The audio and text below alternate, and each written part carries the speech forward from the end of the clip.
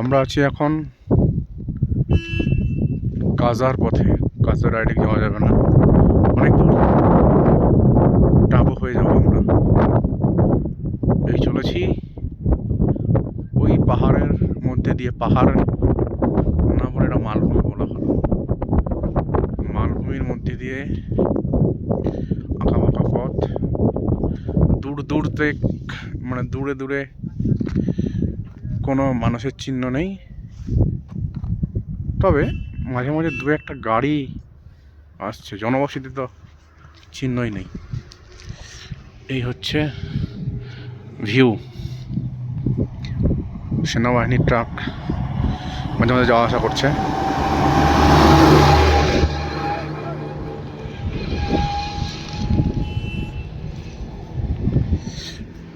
তাড়া দিচ্ছে, চলো গাড়িতে ওঠা যাক।